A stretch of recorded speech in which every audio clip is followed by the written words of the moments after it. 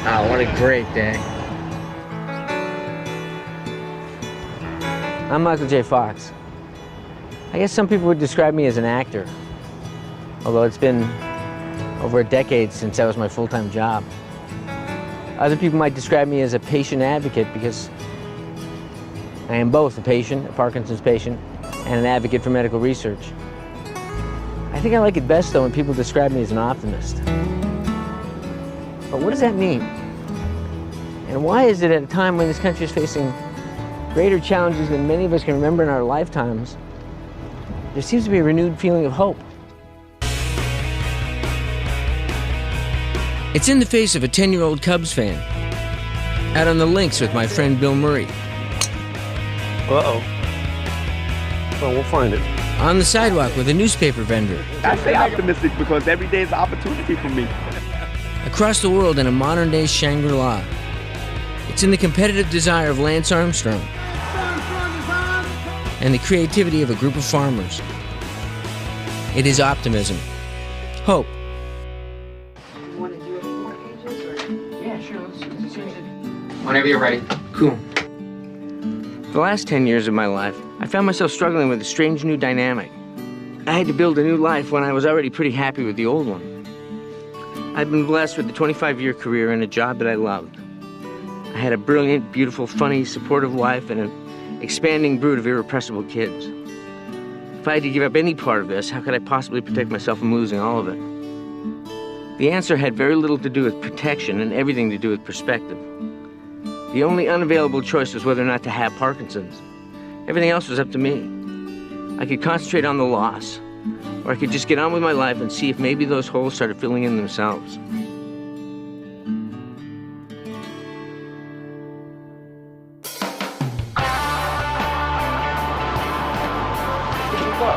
How's it going? How are you? How you doing? Good to see you. You too, man.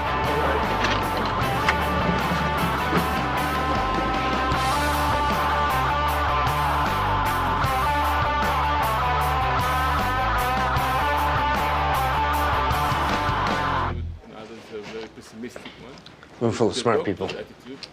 Because some of us are reflecting good and optimistic attitude. It's really making an impact on the patient and the family. The Fox Foundation funds Parkinson's research, looking into new treatments and drug therapies. I just wanted to, a couple things. My meds were kicking in about 10 minutes ago, and I was feeling great. And the bottom dropped out, so do something about that, will you? I appreciate it. Most importantly, we're looking for a cure. The other thing, I don't probably you notice this camera. It's following me around these days. I just finished another book, a second book. My original idea was to do kind of an empirical look at optimism and hope. And as I didn't accomplish that in the book in the way that I wanted to, I got this idea to kind of have a companion documentary to go with it.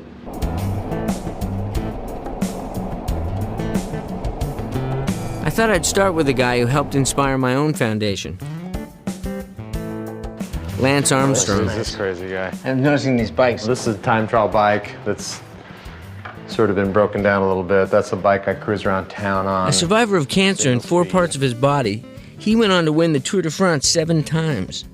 His foundation, Live Strong, motivates other cancer survivors to do just that. Where did the slogan Live Strong come from? Hundreds, if not thousands, of cancer survivors all over the world. Their outlook on life, their outlook on community, their outlook on family. These people know how to live strong. They've taken that message and made it the anthem of optimism. That little yellow bracelet now signifies hope across the world. You said, this is a life I owe to cancer. And I could often say Parkinson's is a gift. It's a gift that keeps on taking, but it's a gift. But just the concept of this is a life you owe to cancer, what did you mean by that? I think as an athlete, my life was different from a sporting perspective before the disease than after. And I was a much better athlete after the disease. But I think also as a person, just the way you approach your life, the way you live your life, the attitude that you have was completely different for me.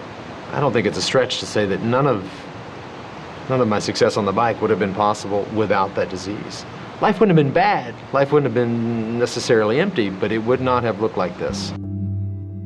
He races now for his charity.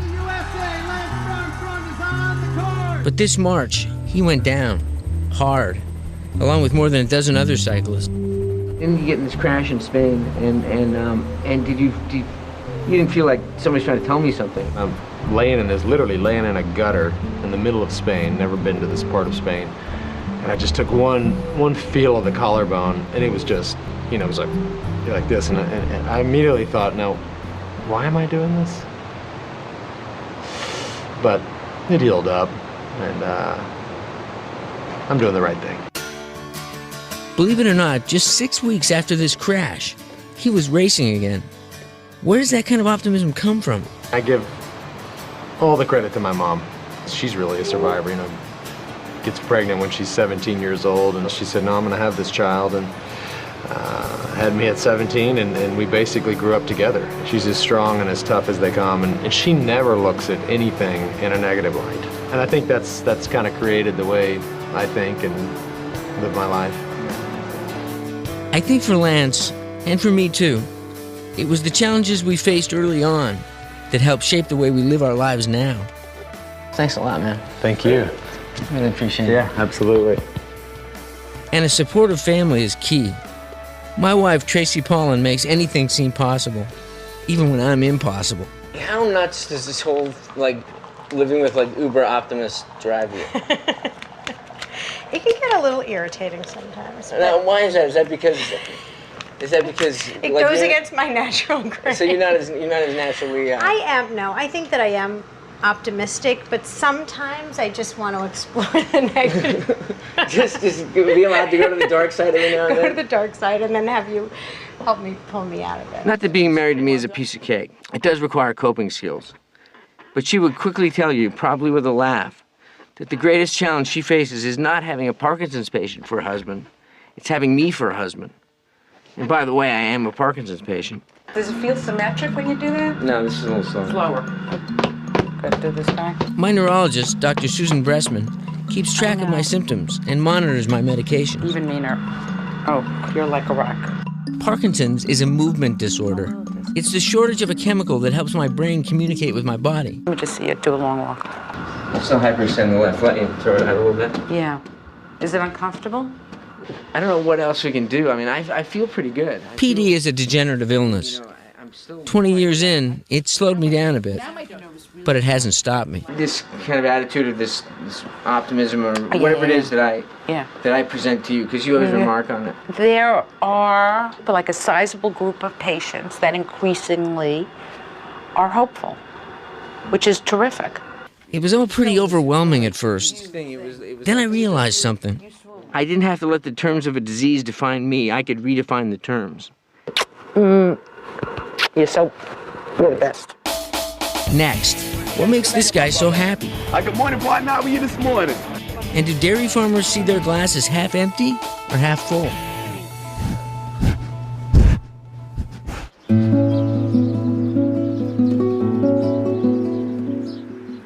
When you're looking for optimism, sometimes you don't have to go very far.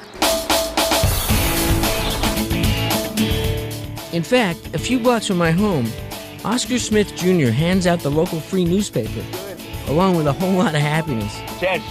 Good morning, partner. How are you this morning? To start a day, it has to come from within, and I feel that with the smile and just saying hello, the eye-to-eye contact, it helps people so much. Many more to come now. Good morning, Michael. Yeah, it's a pleasure to meet you. Nice to meet you. Oscar works 2 jobs, but he says he chooses to make every day uplifting. So I stay optimistic because every day is an opportunity for me. Good morning, sweetheart. How are you? Good morning. How's it going? Again, happy Valentine's weekend now. Okay, honey. All the pretty ones, you get the extra. I go up to all of them, too. I'm going to join you here. Good morning, everyone. Good morning. Good morning, everyone. Good morning. Go ahead. How you doing? I think he's more famous than you are. He should be. Everybody knows him. Good man. I understand what Oscar means. Happiness is about connecting with people. I like his custom. He's suave. Optimism is contagious. You can catch it on the neighborhood street corner or in the nation's capital. Choosing to invest time, energy, and identity in the political process is an expression of hope.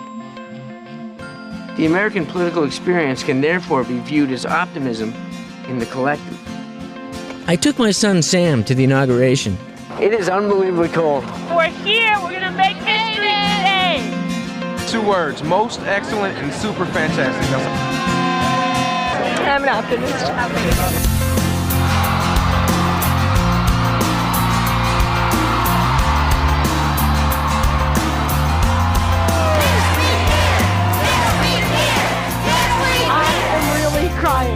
Everybody hope for this day, a day like this. Yes. What kind of change are you hoping for? Anything's possible. Anything's possible. Hey, I love that jacket. Thank you very much. What was that when it was among us? I don't know. Everybody's so happy. This could last longer than just today. Hey, Sam, they're gonna watch?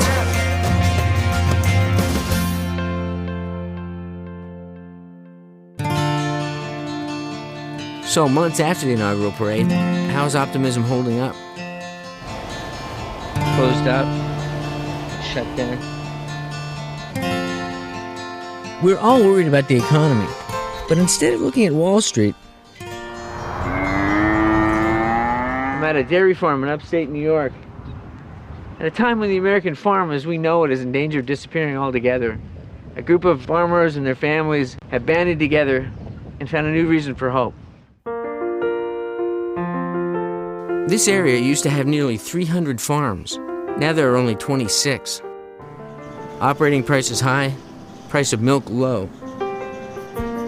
Many can't continue to go it alone and still survive. Dairy farming for sure is an endangered sport because we were creating a beautiful, nutritious product, but you're not getting paid for what it takes you just to produce it. These are families who are on 3rd, 4th, 5th generation who 20 years ago, it was a good way of life. You could make a living. Today, they're eating up their equity. When I was a kid here, it was all farmland, and now it's built up because people couldn't keep their farms. So these 8 families formed a co-op, and this sense of community is actually saving their business. Hey, ladies. Wow. Now, do you take them into another barn to milk them? No, they're milked right here in this barn. The farms each do their own milking. But here's the new idea. They share the bottling and all the feed, started a website, and marketed their milk as a premium local product that they could charge more for. It's synergy. It is. You know, we're working together and building something greater than the parts. To me, it's what I keep coming back to, is that you can't do this alone. Hope doesn't exist in a vacuum. Everybody helps one another. And you learn from one another, whether it's crop problems or something with the cows, and everybody shares. There's nobody who's withholding information because somebody's going to be better than someone else. So how old did you say they were? This one is 5 months. 5 months. Five months. They're a year and a half away from producing. Yep, a lot of investment, yeah. How do you do it? How do you maintain a positive attitude? How do you staying a little bit insane? Yeah, and is it denial? Is it? Well, a little bit denial. I do it because I love it. Quality of life, absolutely. I always wanted to be a part of my life, though, because I have gotten so much from growing up on a dairy farm. I would not have chosen to grow up any other way. What you've experienced is the fuel for your optimism about what's ahead. That's right.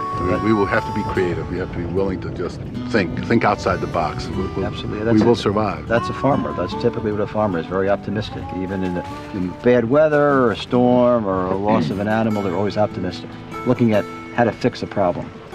It's always next year. Yeah. That's right. There's always tomorrow. There's always tomorrow, yeah. Right. Beautiful. Wow.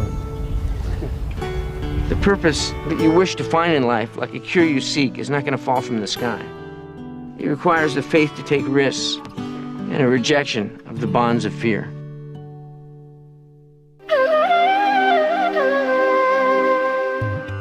Next stop, halfway around the globe, the joyful kingdom of Bhutan. Some call it the happiest place in the world.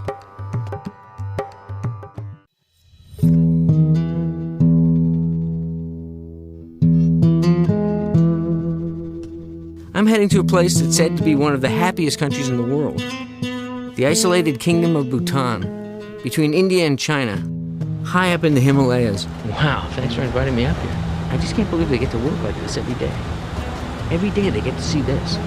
Mount Everest. It's the Himalayas, man. It's the Himalayas. Welcome to Bhutan. Thank you so much. It's such a privilege. There's something special happening here. There's something special with these people. There's something special with the way they live their lives and the way they look at things. We're going to try to find out what it is. Bhutan has almost 1 million people, not a single traffic light. We're just walking around getting some of the local flavor. And they made optimism and happiness part of the national constitution. Our land is a special land.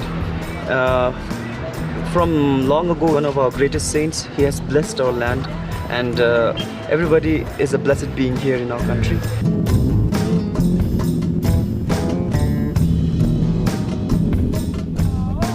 We heard singing and followed the sound. Turned out it was an archery contest, Bhutan's national sport. Down by the stream, another surprise. This is an amazing place. This is an amazing place. That's all I gotta say.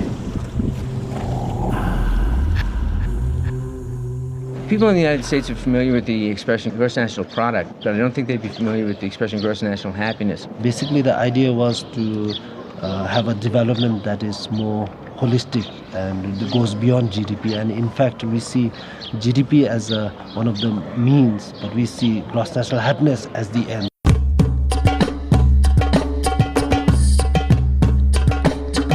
While other countries measure gross national product, the Bhutanese measure gross national happiness, GNH. It's optimism on a national scale. We need 1 hour for physical activity, at least walk 3 kilometers a day. Our Declaration of Independence talks about the pursuit of happiness, but how often do you actually hear about it? This government reminds its people that joy is a part of their citizenship. The idea is that it should be able to cover all aspects of life that are very important considerations if people want to be happy. GNH is evident in every part of Bhutanese life, even at school. We start our day with the morning assembly so that we are all together. We start the day together. It's hard to imagine that they don't take for granted what an incredible setting this is and how beautiful they are as a group and how amazing a tableau it is.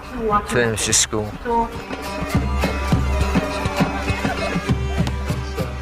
Jigme Tinley is the Prime Minister of Bhutan.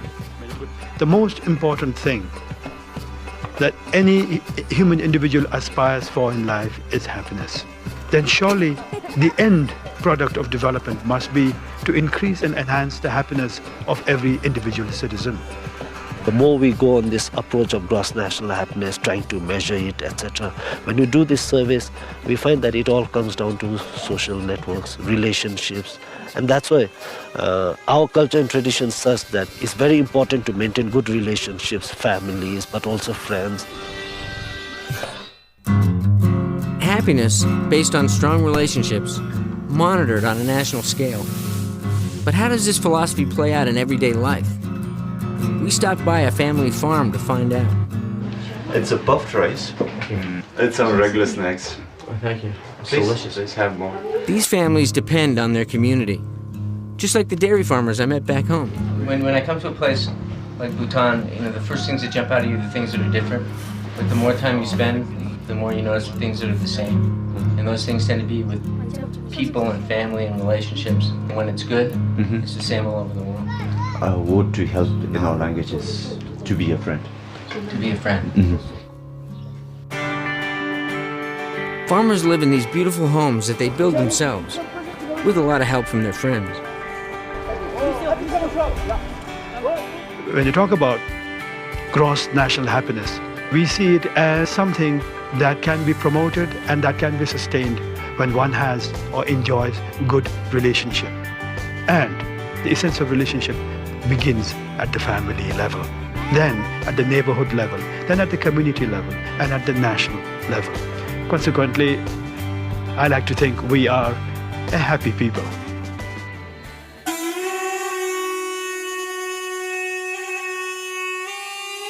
Respect for tradition is a big part of GNH.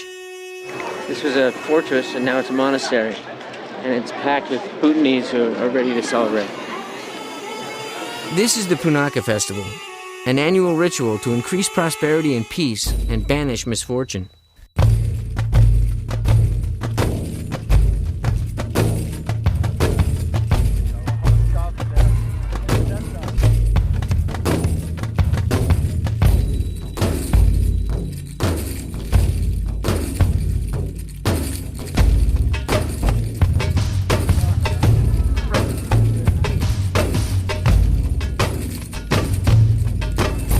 Outstanding. That's great. I found something else to be optimistic about here. Something I never expected. And something that helped me, 20 years into Parkinson's, climb halfway up a mountain to view the precariously perched monastery known as Tiger's Nest. I don't know if you've noticed, but since I've been in Bhutan, my symptoms have been really diminished. It's been the strangest thing. I've had less tremor. I've had less bradykinesia, which is the shuffling and the kind of halting movement. And that's allowed me to take less medication. So I don't know whether that's from the altitude or whether it's from the medication I've taken for the altitude sickness or whether it's just Bhutan. But it's been amazing. It's allowed me to walk through rice paddies and pick my way through crowds at the festival the other day. I've been able to sit in a farmhouse cross-legged and share a meal with family and sit and watch the dances at the festival. It's really a remarkable thing. It gives me a hopeful feeling.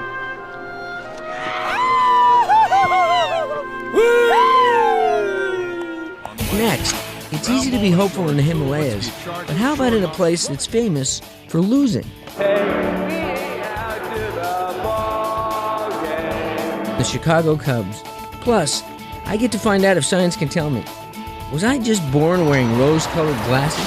So bright I gotta wear shades. When Michael J. Fox, Adventures of an Incurable Optimist continues. A round of golf with Bill Murray. It really is exhilarating to play with you. It's just the excitement of where could this go next? Where could this ball go? More than anyone I've ever played with. Wow! A look into Michael's DNA. So if we have a look, these are the results here. And the definition of an optimist. A Chicago Cubs fan dismisses a 100-year losing streak. We're going to do it. This is the year. This is the year. That's when Incurable Optimist continues after this from our ABC stations. Ground ball to short.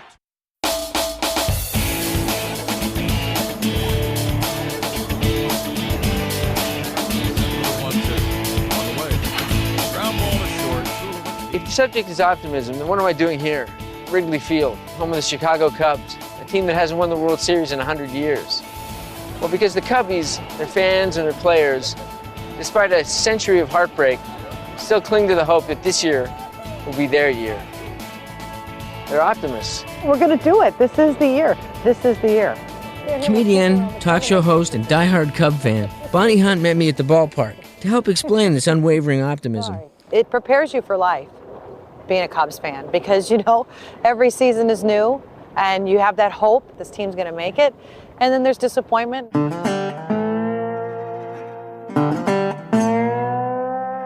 Through the decades, the Cubs have been plagued with curses and some plain old bad luck.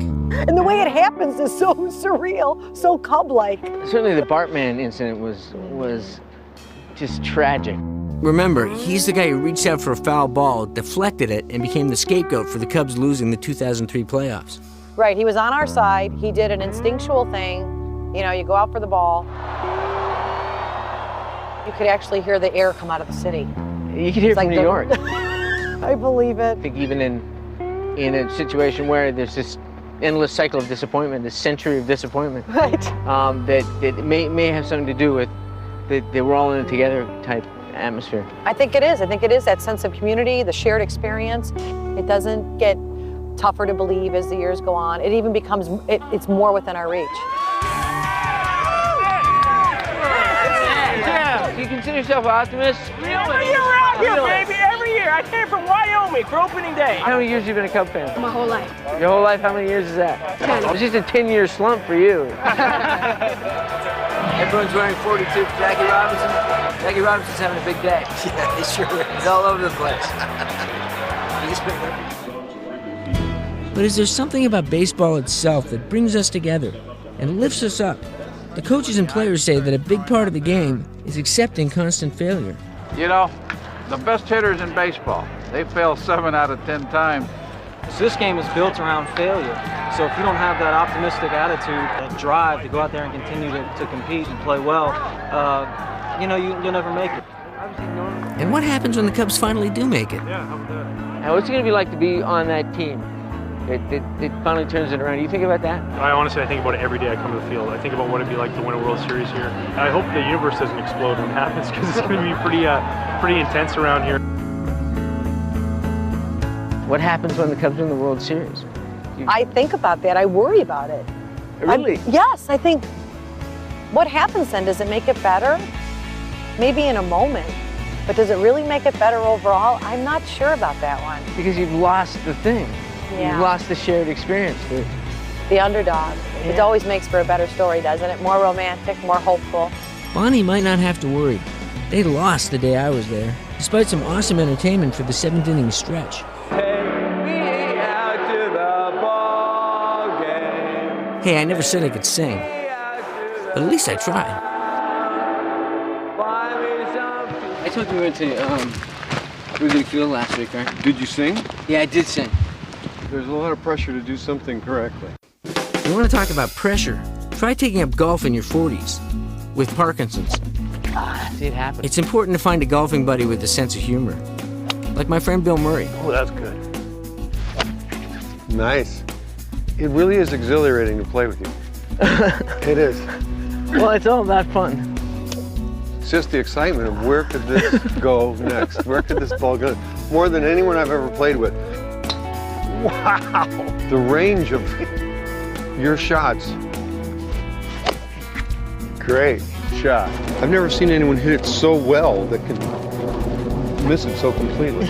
I think that's another key to my optimism, not getting too hung up on problems. That's pretty good. Stop. Stop. See these beautiful dogwoods behind you. Getting tired? Am I getting tired? Yeah. Oh, okay. You want to get a hot dog? Sure. What I find is that it's important that if I'm going for that goal or I'm going for that thing, that every moment I'm short of that isn't a bad moment, because I'm not there yet. It's okay to be striving. Really, what you hope is that if you just don't quit, that you can make that good shot that you hit that every third shot, you know. It's just like, just do the next right thing, and hopefully something will happen. Well, I'm going to write that down. I like that next right thing. I like that. You can have that. Thanks. I'm going to giving put a it little trademark next to it. Let's play 3 more. Right. I've discovered it's not always about winning. Uh-oh. It's accepting yourself, even when you screw up. There's that. Well, we'll find it. This is where I have my only hole-in-one. Really? Yeah. Who was carrying for me? Help me. Chris Stewart? No. Bob Goya? No. Bad feet? Clarence. It was really the end of the day and the sun was right behind it. I hit it right at it and he said, that might have gone in the hole. But you couldn't see because the sun was blinded you. And Clarence ran up into the green, up to the pin, and he yelled, it's in the hole, Mr. Murray. I think that's where the hope comes from. If I could do everything, then I'd have no reason for hope. It's in the hole, Mr. Murray. It's in the hole, Mr. Murray. And there's something in the hope. It's even more powerful than the realization of whatever the hope is for. Do the next right thing? Do the next right thing. As opposed to do the next thing right? Yeah, exactly. The optimism isn't necessarily about great results. It's that you're going to come back and try it again. I'm gonna actually move this ball. What is it about the arts that brings us all together? Is there a connection between hope and creativity? My latest acting gig and musician Ben Harper. That's when we come back.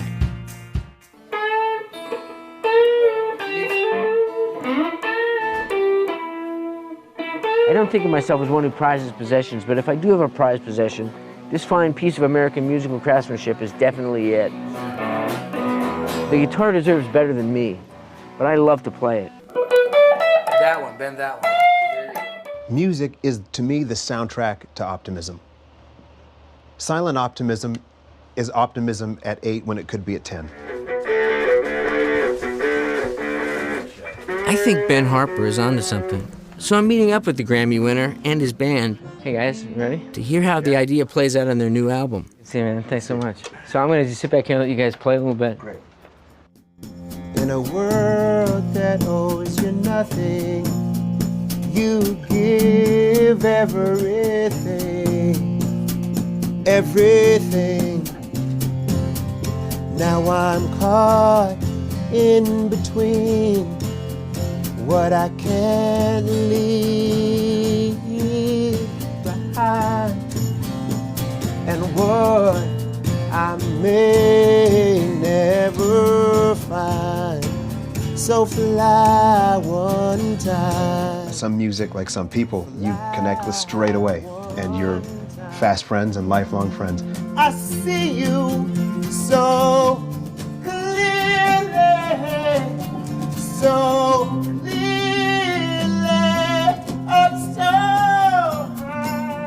Music is one of the art forms that you can control and manipulate in a strange way because you can put it on at your volume of choice with your emotion of the moment. You know, somehow, to me, there's optimism even in the dark corners of music and art. As hard as times are right now, there's an elevation. There's a thing happening with people that's really inspiring. I really see them, and I see them making connections with their neighbors. I see farm communities here and farm communities in Bhutan. You know, people reaching out and helping each other. Same here. But you know what? You have to connect with hope at that level. Otherwise, you can look right past that, can't you? Yeah, because really you're most optimistic when you feel you're not alone. If you fly one time, just fly one time. It makes me wonder, are all artists generally more optimistic? You have to be an optimist to pursue a career in which 90% of those trained in the field don't make a living. I mean, don't make a decent living wage. I know something about this career because it's mine, acting. We're here at NYU's Tisch School of the Arts to see if the next generation of acting hopefuls are optimists too.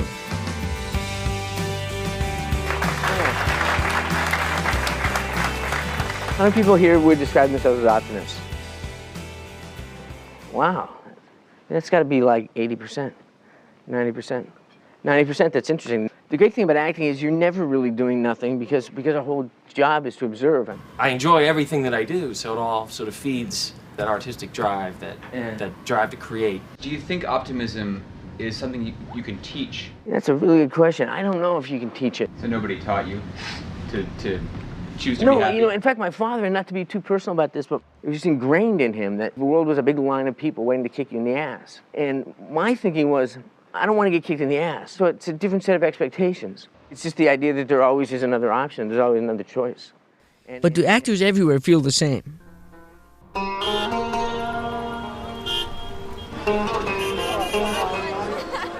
On the way back from Bhutan, I stopped in India, where people are still celebrating the Oscar success of Slumdog Millionaire. India's Bollywood is famous for churning out wildly optimistic movies. How do they stay positive? And why is there always a song and dance number? We visited film students in Delhi. Okay, camera ready? Yeah. I want more zoom in on this. Roll. Action. आपको हमेशा पता होता है ना कि ये मैं हूँ. Who here would consider themselves to be an optimist? Okay, so the guy in the front is definitely an optimist. But the rest? Why so few? Then I realized that in India, most people believe in fate. Yeah, it takes care of itself. Yeah, that's interesting. Because I was thinking whether you like it or not, it takes care of itself. And here I have They're taught to accept whatever fate puts in their path. Because this is like, even if it's a little dream, but it's a dream come true.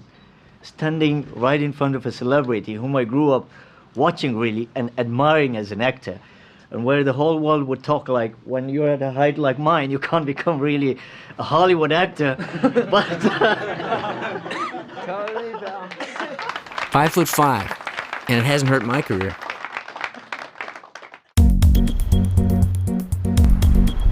That's what I'm saying. When you touch the button, it does it for each cup of coffee. And not only did I become an actor, I married one.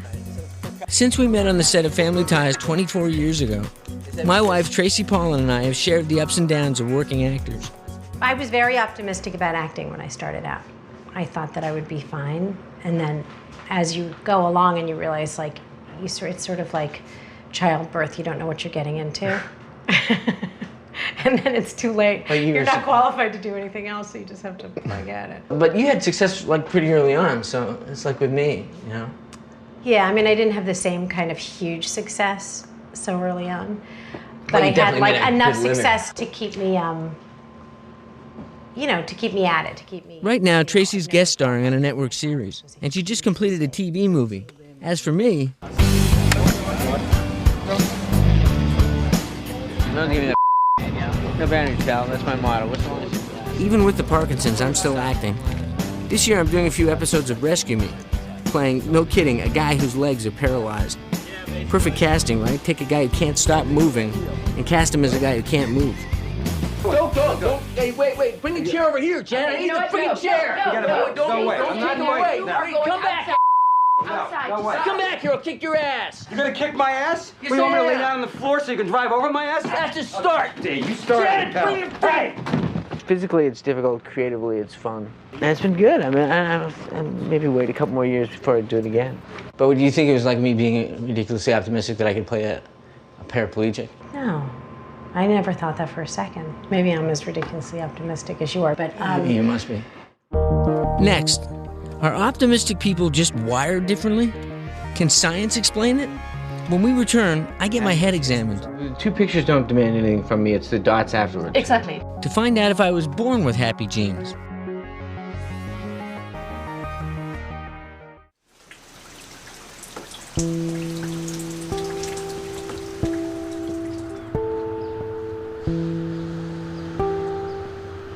There are days when even I can feel like a pessimist. But what's wrong with that? Nothing, according to psychologist Julie Norham. There are good evolutionary reasons for both optimism and pessimism. So optimists are more likely to be the ones who are charging across the plains to open up the new territory. They may not notice the saber-toothed tiger tracks around the waterhole. Optimists and pessimists have different ways of meeting challenges, and scientists are experimenting with ways to study them. Just concentrate on what the voice is telling you to do. Dr. Norham has pessimists listen to recordings that explain the difficulties of throwing a dart, and it seems to improve their aim. I think it gave me a little bit more confidence. The optimists hear messages that tell them to relax, not to worry, and that works for them. Switch the recordings, talk about problems to optimists, and tell the pessimists not to worry. Nobody hits the bullseye. I got worse. The research says pessimists need to think about bad stuff that could happen. And once you're thinking about how bad things might happen, it's very easy to move quickly to thinking about how you can prevent those bad things from happening. It's how pessimists cope. And it sounds like my wife. You can envision worst-case scenarios in a way that I can't. Well, that's what I'm saying is sometimes for me, I mean, I try to be optimistic, and I think I am optimistic, but I think that I sometimes need to sort of look a little bit at the worst-case scenario to move away from it. So are we just born optimist or pessimist? To help us answer that question, we brought Dr. Elaine Fox, no relation, I don't think, from the University of Essex in England, to do a test. It's a two-part test. The first part is she's going to get a swab from me, from my cheek. It's gross. And she's going to analyze this, see if I'm genetically predisposed to be optimistic. And then there's a second part of the test. It's behavioral to see if it validates what she found out in the lab. If the dots are vertical, you press the green button. Before the test, some practice trials. Oh, I'm sorry. Yeah, if it's tell me one more time.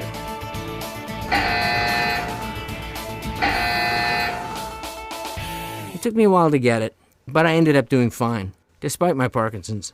You actually only made about 3 mistakes throughout the whole thing, which I think most of our students make about 50 mistakes. So I was actually very impressed with that. I hate that sound when it goes, Yeah, exactly. Well, that's not a good sound. Here's what she's actually testing. Will I notice the positive photos more quickly than I notice the negative ones? If so, I'm an optimist. So if we have a look, these are the results here. You're orienting very much towards the positive images, but you're orienting away from the negative images. And what about that cheek swab? What about my genes? Now, we've known from other studies that a gene called the serotonin transporter gene basically affects the happy chemical in the brain. And it turned out that your genotype was, in fact, the version that is more associated with optimism. Born to be happy. So, yeah, exactly. So, summing it all up, is it optimism, nature or nurture? I think it genuinely is a mixture of the two. Are my children going to carry that gene? It depends on your wife. But all you're getting from me is happy genes. Exactly, that's right. And she said it depended on you. So the pressure's on me. The pressure's on you. So if they're not, we know. For everything this disease has taken, something with greater value has been given. Sometimes just a marker that points me in a new direction that I might not otherwise have traveled. So sure, it may be one step forward and 2 steps back. But after a time with Parkinson's, I've learned that what's important is making that one step count. The reason I don't have as much fear about it as you might think I would is I think because of you guys. It's because if you're that loved and you're that supported, I mean... You gonna cry? It is evident in Tracy's love and inexhaustible friendship, the toothless gap in Esme's smile, Akuna's grace, Skylar's grit, Sam's intrepid curiosity. Since I'm not sure of the address to which to send my gratitude, I put it out there in everything I do. It's my ongoing journey. And what I've discovered is that optimists are open to alternatives in the face of adversity and deal with reality head on. That hope flourishes in groups and resonates when people are doing what they love. And that happiness is contagious. You can give it out like newspapers. And feel it in everything you do. It's gonna be the best shot of the day. Wow! It was the best shot of the day. Optimist. Nice. Holy cow! I know, it's crazy, isn't it? Shot. Close it out, sir. It's in the hole, Mr. Murray. It's in the hole, Mr. Murray.